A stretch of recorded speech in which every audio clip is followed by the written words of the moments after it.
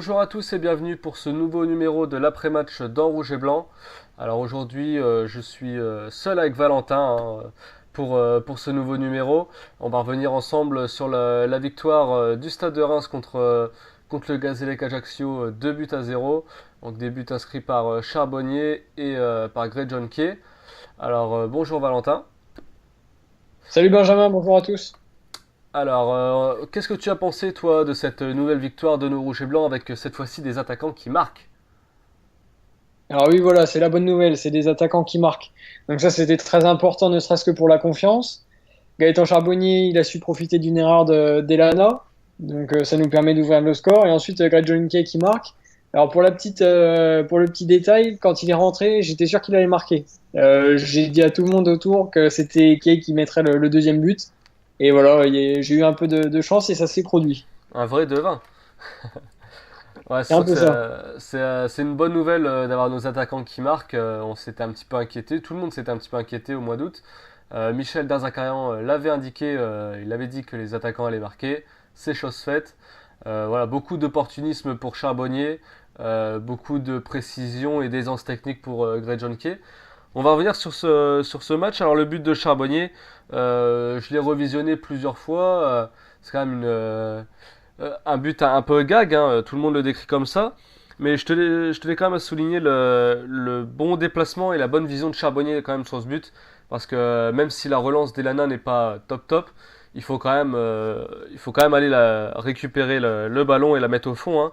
Et j'ai l'impression quand même qu'il y a une double erreur d'Elana, hein, de une, la relance, mais aussi après au niveau du but, je pense qu'il peut quand même faire mieux une fois qu'il essaye de sauver la balle sur un Ouais. peu devant sa ligne. Pour moi, après moi je suis gardien aussi, donc je vois les choses différemment, mais j'ai l'impression qu'il avait quand même plus de temps pour se coucher et même éventuellement capter la balle. Là, il a un peu fait à la va-vite, il s'est jeté et puis ça n'a pas eu ça a pas eu l'effet recherché, hein. Qu'est-ce que tu en Ouais, penses? c'est vrai qu'on a eu quand même beaucoup de chance. Comme tu dis, c'est une double erreur en fait. Sur la relance, certes, elle est vraiment mal faite. Dans l'axe, il doit voir Charbonnier qui est dans les parages. Charbonnier, voilà, il anticipe aussi très bien, comme tu l'as dit. Mais ensuite, oui, sur la frappe de Charbonnier, moi j'étais persuadé qu'il allait réussir à la sortir, quoi. Mais au final, c'est vraiment lui qui se l'a dans son propre but. Ouais. Après, le but aussi de Greg Kay, bon voilà, magnifique. Alors là aussi, je tenais à souligner, c'est la récupération avant que Kay récupère le ballon. Une première fois de Weber qui fait un bon tacle devant un joueur du Gazélec. Et ensuite de Rodriguez qui également fait une bonne intervention et même se sacrifie un peu, hein, d'après les images que j'ai pu voir face à l'Ajaxien. Ensuite, Kay récupère le ballon. Ça passe pour Thuram, honnêtement, n'est pas bonne, hein. C'est pas bonne. Elle est pas bonne, elle est pas dans le bon tempo, elle est pas dans sa course.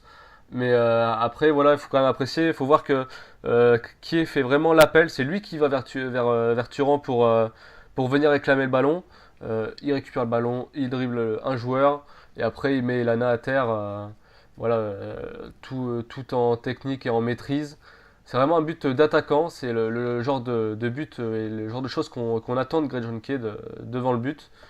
Qu'est-ce que tu en as pensé, toi, Valentin? Ah oui, je suis encore une fois plutôt d'accord. Par contre, je me suis vraiment concentré sur le placement des défenseurs et c'est pas terrible puisqu'ils sont trois au départ. Lorsque qui a le tourne, en fait, on peut voir sur les images un défenseur du Gazélec qui hésite à monter sur le run et ensuite qui se positionne vraiment pour contrer un éventuel centre. Sauf qu'il doit voir que Kay il est tout seul et que si Tourane centre, il y aura personne au point de pénalty. Donc du coup, Tourane il a vu Kay tout seul. Ensuite, Kay voilà, il fait le bon crochet. Derrière, il arrive à coucher le gardien, donc c'est parfait. Mais par contre, lorsque Kay fait son premier crochet, il y a trois défenseurs. Je pense qu'il y en a un qui doit quand même se sacrifier et être plus vif que ça. C'est vrai que c'est un ensemble de choses qui fait que qui a pu faire ce petit numéro dans la surface. Après, je voulais aussi revenir sur le très bon match de Johan Carasso. Il a sûrement coûté un point à Tours avant la trêve internationale avec le but qu'il prend. Mais là, force est de constater qu'il fait vraiment un match impeccable vendredi soir face au Gazélec. Je crois qu'il y a au moins 4 ou 5 arrêts décisifs. devant les attaquants du Gazélec. Voilà, il fait vraiment un très bon match c'est vraiment plein de bons espoirs pour la suite de la saison. En plus, c'est quand même typiquement Rémo, les gardiens qui coûtent des points mais qui en font gagner plus tard. Ah, et ça, Ça il est nous fait l'avait pour le club, hein, il est fait pour le club.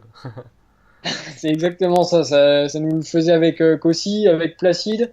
Donc espérons quand même qu'il soit régulier dans toute la saison. Mais vendredi, il fait vraiment un match très solide. D'ailleurs, à 1-0, il fait vraiment une très belle parade sur Cissé, je crois, oui, en première mi-temps. Et Hmm, ça, c'est vraiment un arrêt qui est très déterminant. ouais. Et ensuite, je voulais voir si avec toi un petit peu faire un petit top flop justement de ce match. Quel joueur mettrais-tu en top et quel joueur au contraire mettrais-tu en flop par rapport à cette rencontre face au Gazélec? Alors, c'est toujours plus facile de voir les flops. En flop, je mettrais Berthier. On s'attendait pas forcément à sa titularisation. Et encore une fois, je l'ai pas trouvé bon. Dans ses choix, c'est pas bon. D'ailleurs, il a failli nous coûter un but sur la première Ouais. action du match. D'entrée de Il match, ouais. perd la balle au milieu du terrain, ça entraîne un face-à-face. Je me demande encore comment le joueur du Gazélec arrive à ne pas cadrer le ballon. Donc oui, voilà, en flop, je mettrais vraiment Berthier. Après, pour les tops, c'est plus compliqué parce que j'ai trouvé quand même tous les joueurs bons. Voilà, ils ont tous été bons, mais il y a eu personne au-dessus du lot. Enfin, moi, je vois pas de joueur au-dessus du lot. Donc, dans les tops, si je devais choisir, je mettrais vraiment Kay, puisque son entrée, elle est vraiment décisive.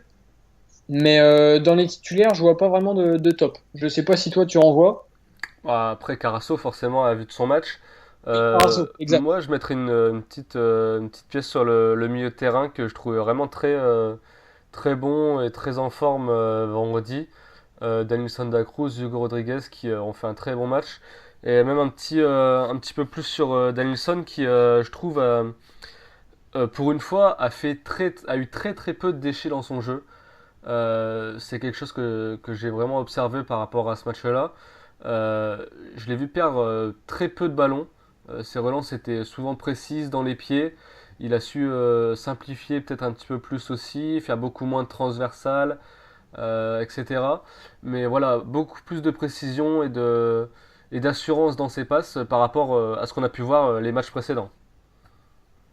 Donc oui, je suis plutôt d'accord sur l'analyse du jeu de Danielson. Après, il faut quand même noter qu'il n'a pas pris énormément de risques. C'est Toutes sûr. ses passes étaient assez simples, mais c'est vrai que c'était très bien fait. Donc avec l'apport de Rodriguez qui était très intéressant toujours dans le pressing, c'est un duo qui est plutôt complémentaire. Voilà, après, c'est pas forcément son rôle non plus, la relance. C'est pas je pense pas que ce soit le joueur fait pour relancer les ballons, hein. Rodriguez, très bon comme tu dis, dans le harcèlement, dans le pressing. Ça a payé, on voit sur le but de Kay, c'est lui qui récupère le ballon, hein. Ensuite, en flop, voilà, je mettrais Fortes également. Alors, Fortes, c'est très contrasté. Je le mettrais en flop pour, euh, sa phase offensive en fait. Niveau défensif, il a été irréprochable. Il a récupéré énormément de ballons, il se base sur chaque ballon, etc. Mais niveau offensif, voilà, il faut être plus efficace, il faut être bon dans la dernière passe. Et il fait une dernière demi-heure tout simplement catastrophique. Je crois aussi pendant le match, il y a un ou deux contres qui peut beaucoup mieux négocier. Il rate ses passes, toujours dans la dernière passe. Il a vraiment un vrai problème de précision dans ses dernières passes. Donc Fortes, il nous a encore une fois fait du Fortes. C'est ça. Il est vraiment capable du meilleur comme du pire. Donc oui, on a pu voir évidemment des passes manquées, un centre en tribune. Bon, on est plutôt habitué, mais bon, c'est jamais bon. Mais d'un autre côté, en deuxième mi-temps, bah voilà, il est dans la surface, il fait le bon crochet au bon moment. La frappe du gauche, elle est intéressante et elle passe pas Mm. loin. Donc si il marque sur cette action, en fait, nos avis sont complètement différents. C'est sûr. Donc ça varie très vite. Il va falloir voir tout au long de la saison si déjà il reste titulaire par rapport à Chavaria ou si vraiment on va l'utiliser comme un joker. Et je pense que ce serait mieux. C'est vrai qu'il y a un vrai manque de constance et de régularité dans son jeu, que ce soit sur du long terme ou même dans le match. Il a des trous d'air pendant le match, on ne sait pas pourquoi. Mais sinon, c'est vrai que j'ai trouvé que l'ensemble de l'équipe était mieux. Boursk, je trouvais pas exceptionnel depuis le début de saison, souvent pris Très en solide. défaut. Là, était très solide. La charnière centrale, impeccable. À part janvier, un moment qui se fait un peu prendre par l'attaquant, mais Carasso intervient derrière. Sinon, dans l'ensemble, ça a été très solide. Amari Traoré, toujours très actif sur son côté droit. Et puis devant, Charbonnier qui a été opportuniste, mais on voit quand même que son retour pèse au niveau du jeu. Il décroche beaucoup, il vient chercher les ballons, il relance. C'est quand même assez intéressant. Siebatcheux, bon, il a pas eu un match facile. Euh, il a eu un bon jeu en pivot, je trouve, mais après, un bon enfin, une bonne combativité défensivement, etc. Mais il n'y a pas eu d'occasion, de situation pour se mettre en valeur, quoi. Donc, je vais juste revenir sur le match de Charbonnier et Siebatcheux. Donc, pour Charbonnier, effectivement, c'était plutôt un retour intéressant. Il a joué très simple, en fait. C'était des petites remises, comme tu dis. Il décrochait, il jouait à une touche. Il écartait pas mal le jeu, donc c'était une prestation intéressante. Après, bon, il marque, mais il n'a pas vraiment été décisif. Donc voilà, il s'est contenté d'une bonne prestation. Après, il va aussi prendre ses marques par rapport aux autres joueurs, donc je pense que ça reste à confirmer, mais c'est plutôt intéressant. Ouais, surtout il a peu joué au final cette saison avec sa suspension, petite mise à l'écart aussi de Michel Derzakarian. Mais c'est vrai que c'est ce qu'on attend aussi de lui, de jouer simple, efficace, ne pas forcément faire de gestes Du coup, techniques incroyables, etc. On attend un meneur de jeu qui puisse, par ses passes, jouer simplement, faire la différence. en plus, il a une assez bonne vision du jeu. Enfin, je me rappelle de quelques passes décisives, notamment il y a 2 ans contre Nantes. Il met une passe décisive superbe pour Ngog. Donc, il est capable de faire des passes clés et des passes intéressantes. Donc, Celle pour Signorino contre Saint-Etienne aussi. Pour le seul exact. but de Franck Signorino sous les couleurs du Stade de Reims. Ouais, exact. Très bien. Donc, voilà, c'est quand même intéressant. Ça reste à confirmer, mais il a des qualités pour jouer à ce poste-là. Ensuite, pour Siebatcheux, je le trouve pas à son poste, en fait. Est-ce qu'il est vraiment buteur? J'ai un doute. Quel est son poste? C'est ça le souci. Bah, peut-être que sur un côté, c'est mieux, mais il manque de vitesse. Enfin, c'est vrai, oui, c'est compliqué. Après, va falloir vraiment l'inscrire dans un poste. Si Michel Derzakarian décide de le mettre en buteur, eh bien soit. Mais il va falloir vraiment qu'il prenne ses marques. Parce qu'encore une fois, bon, certes, il pèse sur la défense parce que c'est un gros gabarit, donc forcément, ça attire vraiment les deux défenseurs. Mais dans le jeu, il n'a pas eu d'occasion. Enfin, c'était un match quand même plutôt compliqué. Ouais.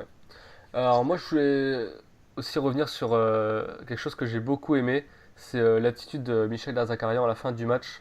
On l'avait déjà vu lors du match contre le Red Star, mais à chaque fin de match, il prend les joueurs et il les incite à venir voir le public et à venir communier avec eux. Et je trouve ça tout simplement génial.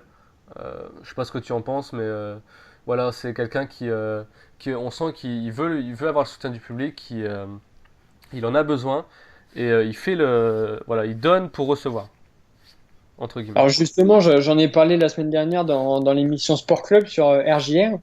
En fait, je disais que Michel Derzakarian à Nantes, il avait vraiment réussi à, à créer quelque chose avec le public de la Beaujoire. Et on voit que c'est pas pour rien en fait, parce que dans l'état d'esprit des joueurs, il est vraiment très, très à cheval là-dessus. La preuve, il les incite vraiment à aller vers le public, à venir saluer, que ce soit à domicile comme lors des déplacements.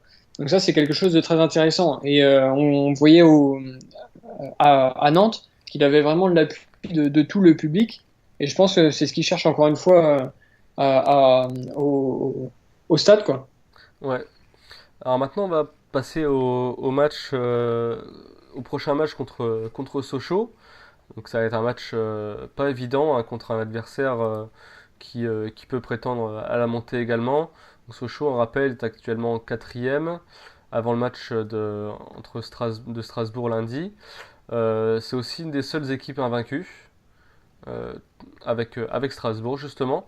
Et donc jusqu'ici, ils sont à très exactement à deux victoires, 4 matchs nuls. Ils sont un petit peu plus en difficulté à domicile. Donc leurs deux victoires ont été obtenues à l'extérieur à Troyes et à Clermont. Voilà, comment on va aborder ce match? Alors c'est vrai qu'il y a beaucoup de blessés, on le rappelle, Diego, Deveau qui est out jusqu'à la fin de saison, Kankava toujours en reprise, n'a pas eu de préparation physique, Baldé qui était également absent. Comment est-ce qu'il faut aborder cette rencontre? Et surtout, il faut prendre des points, quoi. Comment faire pour prendre des points face à cette équipe de Sochaux? Donc voilà, il faut toujours aborder une rencontre en ayant en tête et en voulant absolument prendre des points. Donc ça, c'est la physionomie de Der Zakarian. On va forcément y aller pour prendre des points. Peut-être qu'un, mais forcément, on y va pour ramener quelque chose. Après, c'était un calcul aussi que je faisais après le match de Tours. C'est bien de faire des matchs nuls hors de nos bases, mais des fois, je pense que ce serait mieux de plus se découvrir, puisque ça nous permettrait de gagner des matchs. Mais certes, on en perdrait aussi. Donc, en fait, c'est vraiment un calcul à faire. Si on se découvre plus, on risque d'aller chercher plus de victoires, mais les victoires, ça ramène 3 points. Alors que si on fait que des matchs nuls, bah, ça va être un point à chaque fois. Donc certes, on restera invaincu, mais au niveau des points, ça nous rapportera pas toujours ce qu'on souhaite, quoi. C'est sûr. Surtout que là, il y a sûrement un homme auquel il faut faire très attention pour ce match, c'est l'attaquant sochalien Andriy Sima, qui est déjà à 5 buts depuis le début de saison. Donc 5 buts en 6 matchs, c'est quand même pas mal, hein, pour un début de saison pareil. Voilà, après on voit que notre charnière centrale est quand même en forme, en confiance. Ça monte en puissance petit à petit. Est-ce que ça peut peser par rapport aux joueurs? Est-ce que le fait d'avoir le meilleur buteur de cette Ligue 2 en face de soi peut jouer dans les têtes des joueurs? Je pense pas parce que c'est des joueurs quand même d'expérience qu'on a derrière. Quand on voit Bourse, Traoré, Weber, bon, Janvier peut-être un peu moins, mais c'est des joueurs d'expérience qui ont l'habitude d'être confrontés à des joueurs comme ça. En plus, faut pas toujours se fier au début de saison. Il y a des joueurs qui sont capables de démarrer très fort et de complètement s'écrouler. On peut penser à la saison de Benjamin Mukanjo, la saison dernière à Lorient. Ouais. Il met une dizaine de buts entre août et novembre, et ensuite plus rien. Donc, certes, il va falloir faire très attention à ce joueur, mais il faut pas non plus se focaliser que sur lui, parce que sinon, ça va forcément créer des espaces. Donc, il faut bien sûr l'avoir à l'œil, mais je fais vraiment confiance aux 4 défenseurs. Très bien. Surtout que bon, c'est vrai qu'ils sont, comme je le rappelais, ils sont toujours en forme, ils montent en puissance petit à petit. Donc s'ils continuent à jouer de la même manière qu'ils font depuis le début de saison, on rappelle quand même que le Stade de Reims c'est la meilleure défense de Ligue 2 avec seulement 3 buts encaissés. C'est quand même pas négligeable, surtout quand on connaît la saison précédente en Ligue 1 où on a pris énormément, énormément de buts. C'est quand même quelque chose qui va jouer, hein. En plus, ça faisait 2 saisons où on prenait 60 buts, là, c'était vraiment plus possible.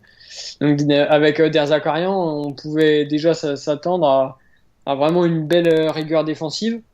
La preuve, on voit très bien que les latéraux derrière, ils ont des consignes. Faut pas trop monter pour pas trop se découvrir, même au milieu.